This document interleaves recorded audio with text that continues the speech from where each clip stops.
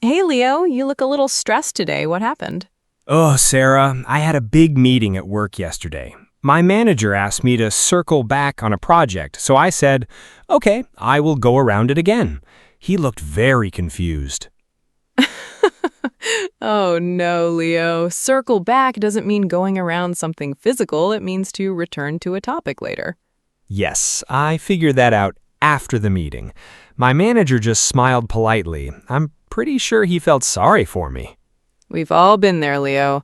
One wrong phrase and the whole tone of a conversation changes completely.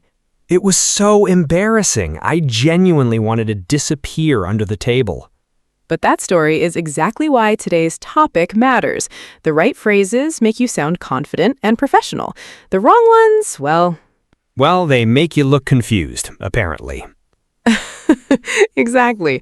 So today we're talking about English phrases that instantly make you sound more professional.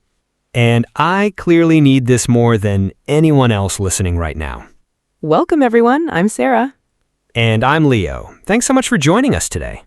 Whether you're in meetings, writing emails, or just talking to your boss, this episode is for you. We'll look at real phrases that real professionals actually use every single day, and I'll be learning right along with you. Let's get into it. Okay, Leo, let's start with something simple. Have you ever heard the phrase moving forward?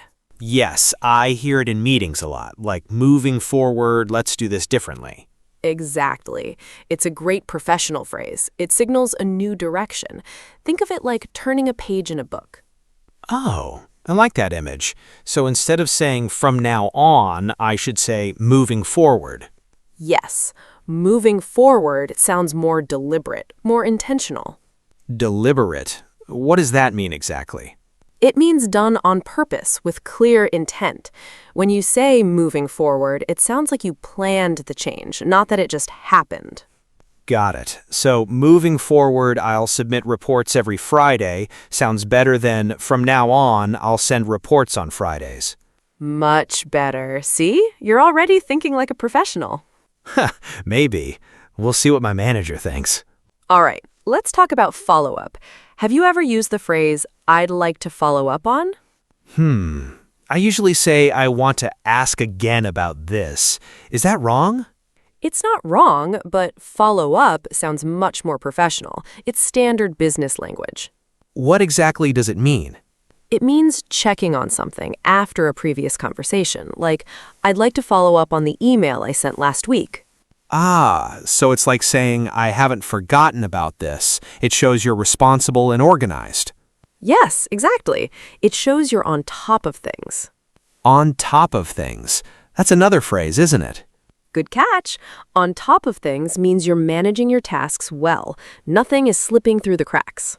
I think my manager is definitely on top of things, but I was not on top of things last week. What happened?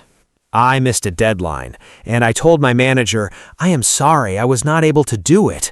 He said I should say something more professional. Ah, yes. Instead of that, try this. I apologize for the delay. I'll make sure it's completed by Friday.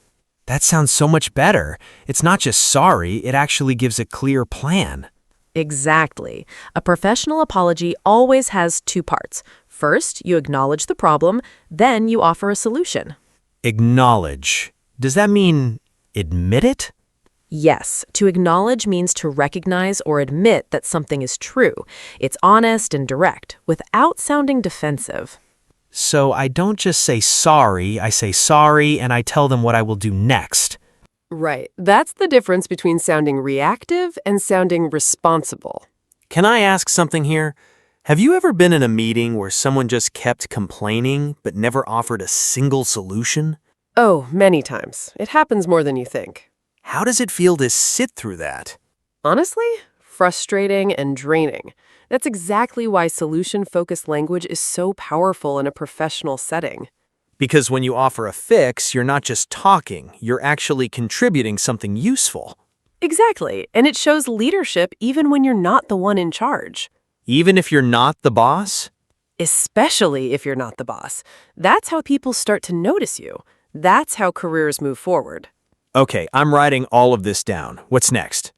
Let's talk about how you share ideas in meetings. Have you ever had a great idea but felt unsure how to introduce it? Yes, all the time. I always start with, I think maybe, and then my idea already sounds weak before I even finish saying it. That's a very common habit. Try this instead. I'd like to suggest, or one option could be. I'd like to suggest a different approach. Wow, that sounds completely different from what I usually say. And the idea itself hasn't changed at all, only the way you introduced it. Think of it like gift wrapping. Gift wrapping? Yes, your idea is the gift, your language is the wrapping. Better wrapping makes people excited to open it. That's such a good way to think about it. The idea matters, but so does how you present it. Always, presentation is part of the message. Okay, another situation. Sometimes someone says something in a meeting and I don't understand it at all. I feel too embarrassed to ask. Never be embarrassed. Asking for clarification is actually a professional skill. Try saying, "Could you clarify what you mean by that?" Clarify. That means to make something clearer. Exactly. To remove confusion. Clarify is much more professional than just saying, "What? I don't understand." I've definitely said exactly that in front of my whole team. We all have. But could you clarify signals that you're engaged? You're paying attention. You care about getting it right. And you don't sound confused. You actually sound thoughtful. Exactly. The phrase changes how people perceive you, even when the question is the same. Here's something I want to ask you. Have you ever felt nervous using professional phrases, like you were pretending to be someone you weren't? Honestly, yes. Sometimes I feel like a fraud. If I use these polished phrases, people will see right through me.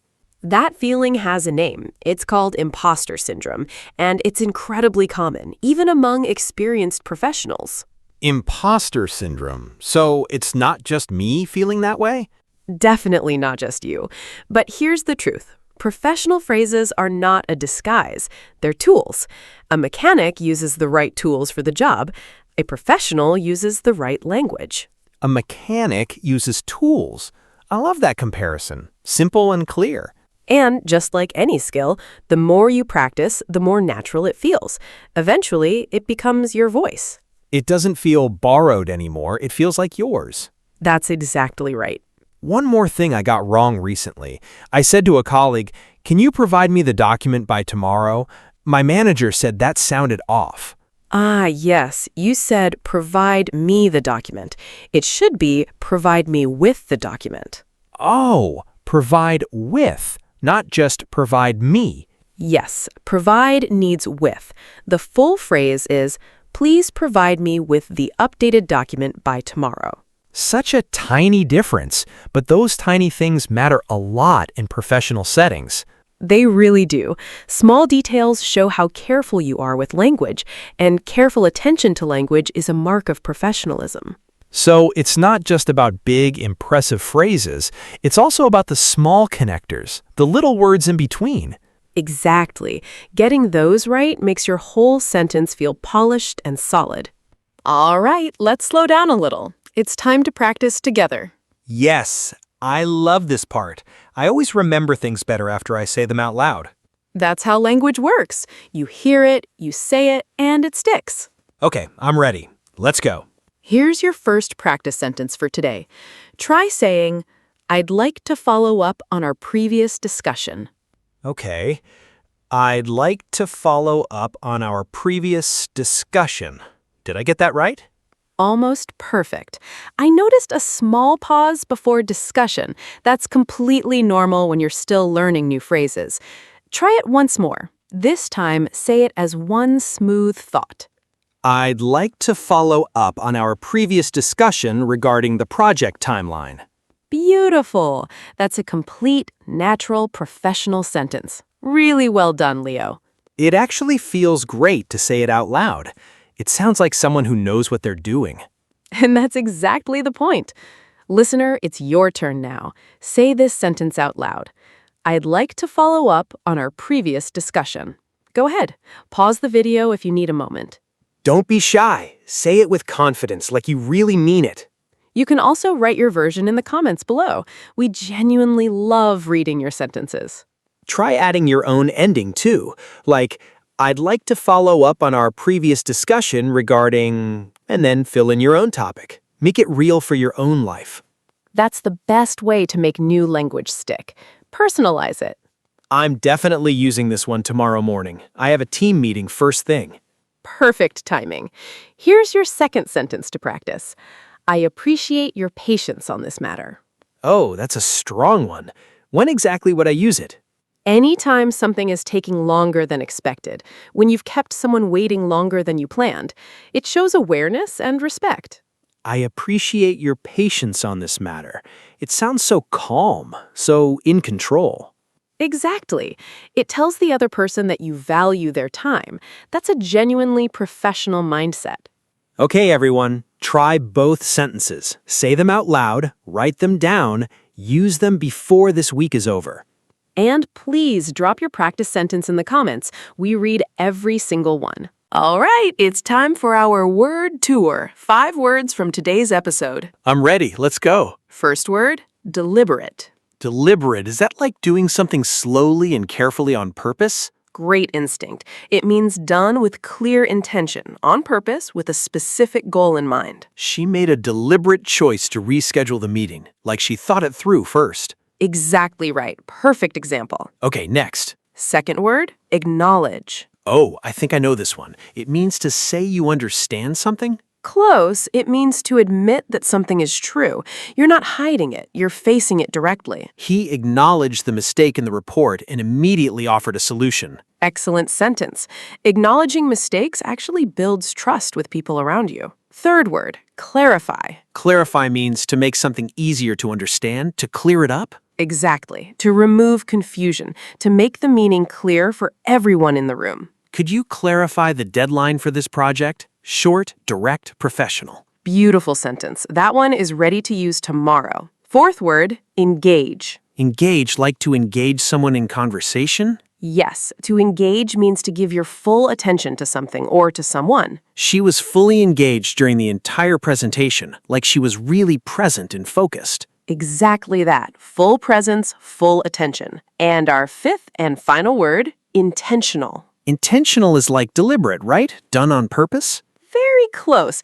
Intentional means done with a specific goal in mind. There's a clear reason behind every action. His word choices were intentional. He wanted to sound professional and confident. That's a perfect example.